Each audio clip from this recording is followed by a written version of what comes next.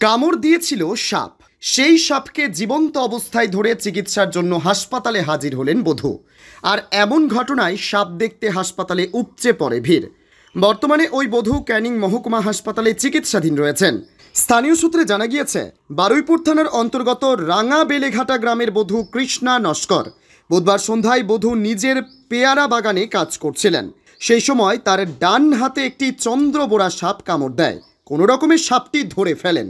পরিবারের লোকজনদেরকে ঘটনার কথা জানায়, চিকিৎসার জন্য তড়িঘড়ি বারুইপুর হাসপাতালে নিয়ে যায়। সেখানে ওই বধূর শারীরিক অবস্থার অবনতি হলে ক্যানিং মহকুমা হাসপাতালে স্থানান্তরিত করেন।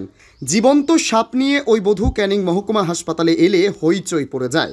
সাপ দেখার জন্য সাধারণ মানুষ ভিড় জমায়। তড়িঘড়ি ওই বধূর চিকিৎসা শুরু করেন ক্যানিং মহকুমা হাসপাতালের সর্প বিশেষজ্ঞ চিকিৎসক ডক্টর সমরেন্দ্রনাথ রায় ও ডক্টর মধুরিমা মণ্ডল। ঘটনা প্রসঙ্গে বধূর দেওর বিভাস নস্কর জানিয়েছেন, সাপ কামড় দেওয়ার সাথে সাথে সাপ ধরে নিয়ে হাসপাতালে যায় চিকিৎসার জন্য।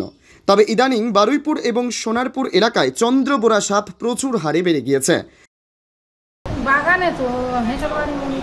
বাগানে কাজ করতে গিয়ে কামড়েছিল, ধরতে আবার ভয় পায়নি।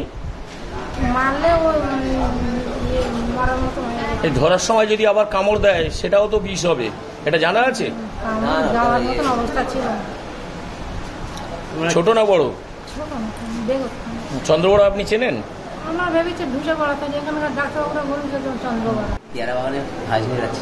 তারপর সাপ কি গাছের উপর ছিল? গাছের উপরে তারপরে কামড় দেয়? কোথায় কামড় দিল? ডান হাতে কামড় দেয়। আচ্ছা, এই যে গাছের উপরে সাপ, তো উনি কি দেখতে পেয়েছিল? অন্যদিকে নরেন্দ্রপুর থানার অন্তর্গত রাধানগর এলাকার বাসিন্দা রামপ্রসাদ মণ্ডল তিনি মাঠে গরু আনতে গিয়েছিলেন। সেই সময় তার পায়ে একটি চন্দ্রবোরা সাপ কামড় দেয়। তিনি চিকিৎসার জন্য তড়িঘড়ি ক্যানিং মহকুমা হাসপাতালে হাজির হন। বর্তমানে সাপের কামড়ে আক্রান্ত দুজনেই সুস্থ রয়েছেন। মাঠে আমাদের গরু আছে, প্লাস এই সময় ওই ধান তালা হয়েছে। এখন কাজে থেকে গিয়ে ভাত খেয়ে 2-2:30টার সময় মারে গেছে। সাপটা এইটুকু, 1 ফুটের মতো। ওই আলদে আমি একবার চিন্তা করতেই যাবো না যখনই আমি বুঝতে পারিনি, যখনই ও কামড়েছে আমি বুঝতে পেরে আমি তখন পেছন দিকে ঘুরে দেখি সব কামড় দিল। হ্যাঁ। তারপর আপনি কি করলেন? তারপর ওকে ছেড়ে দিয়ে বাড়ি চলে। সাপকে ছেড়ে দিলেন? হ্যাঁ, ওকে মারেননি না। কেন সাপ মারলেন না কেন? কামড়ালে ও সাপ মারতে নেই, অসুবিধে আছে। তারপর আপনি কোথায় গেলেন? বাড়ি চলে এসেছে। বাড়ি থেকে তারপরে এত বুঝতে পারি যে ছোট সাপে কামড়েছে। তারপরে হাসপাতালে এলেন না গুনিনের কাছে গেলেন? না, তারপরে হাসপাতালে এলাম, ক্যানিং হাসপাতালে। ঘটনা প্রসঙ্গে ক্যানিং মহকুমা হাসপাতালের সর্প বিশেষজ্ঞ চিকিৎসক ডক্টর সমরেন্দ্রনাথ রায় জানিয়েছেন, চন্দ্রবোরা সাপের কামড়ে দুজন ভর্তি রয়েছেন। চিকিৎসা চলছে, পর্যাপ্ত পরিমাণ এভিএস দেওয়া হয়েছে। তবে বধূর ক্ষেত্রে একটা বিরল ঘটনা জানা গিয়েছে। কৃষ্ণা দেবীকে গত 10 বছর আগে চন্দ্রবোরা সাপ কামড় দিয়েছিল।